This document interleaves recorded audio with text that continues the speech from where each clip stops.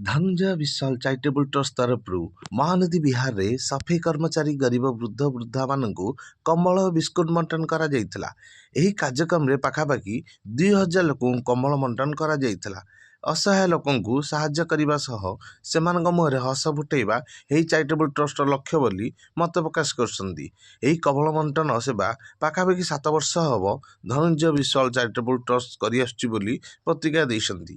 ଏହା ସହ charitable trust ଅଧ୍ୟକ୍ଷ କହିଛନ୍ତି ଯେ ନିଜର ସାମର୍ଥ୍ୟ ଅନୁସାରେ କିଛି କିଛି ଏଇଭଳି ସାମାଜିକ କର୍ମ ନିହାତି କରିବା ଆବଶ୍ୟକତା ରହିଛି।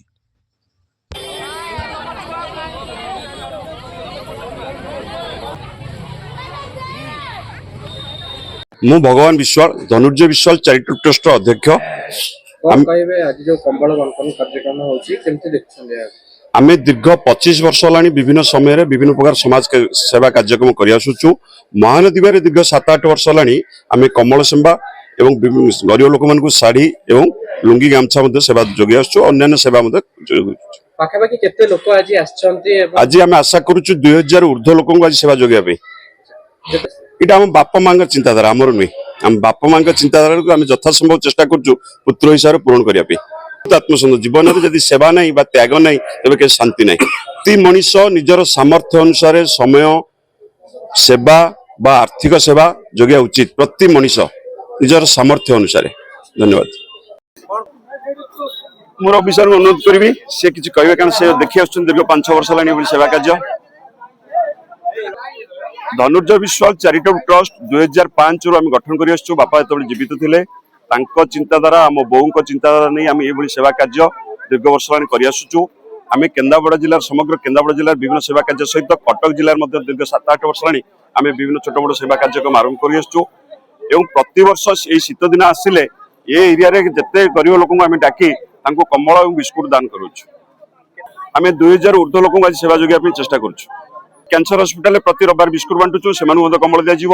ଆଉ ଆମର ଏଠି ଯୋଉ ଗାନ୍ଧୀପଲ୍ଲୀରେ ଯେଉଁମାନେ ପେସେଣ୍ଟ ଅଛନ୍ତି ତାଙ୍କ ପାଖରେ ବି ପହଞ୍ଚିବୁ। ଆମେ ପ୍ରତିବର୍ଷ 6000 ঊର୍ଦ୍ଧ୍ୱ କମ୍ବଳ ଆମେ ସେବା କାର୍ଯ୍ୟରେ ଲଗେଇଛୁ। ଚିନ୍ତାଧାରା ପୂରଣ ହେଉଛି, ତାଙ୍କର ଜୀବନର ସାର୍ଥକ ହେବା ପାଇଁ ଆମେ ଚେଷ୍ଟା ସମ୍ଭବ କରୁଛୁ। चेयरमैन आमर बिलवा विचार मंच महानदी विहार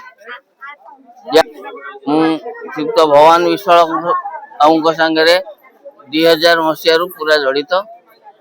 आज गोटे कथा कहूँ, गोटे आर्य साम्राज्य गोटे ब्रिटिश साम्राज्य जो चली से श्रीयुक्त भगवान विश्वाल पिता स्वर्गत धनुर्ज विश्वाल जन्म नहीं से जड़े निष्ठापर कर्मी, निरलस सेवक, समाज सेवी एवं जड़े से अंचल ब्रिटिश अंचल समाज संस्कार को लोक कहले अत्युक्त हम ना।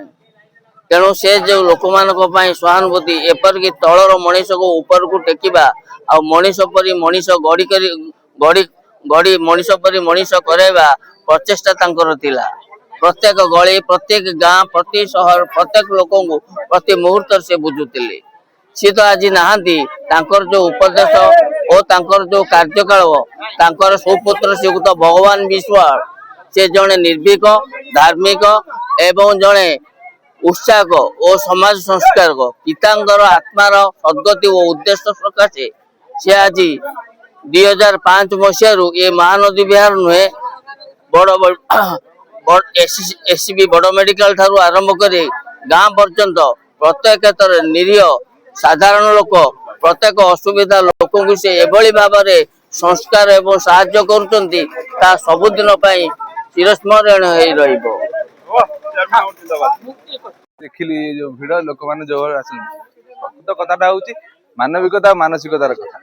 बहुत जिन आम देखुचे कि बहुत लोग स्किप कर पड़ा कि हृदयंगम कर लोक जड़े हूँ भगवान बाबू जे हृदयंगम कर लोक जड़े असुविधा अच्छी कमल आवश्यक होती शीतर पड़ती बहुत लोग रास्ता जाऊँ देखते लोकटी पड़ती देखिले पुणी आगू बढ़ले किंतु से निजे हृदयंगम कर आज सेवा जोगे ये सेवा आगू रहू और भगवान आहरी आशीर्वाद करूँ से सेवा आहरी भविष्य आहरी बड़ आकार करूँ।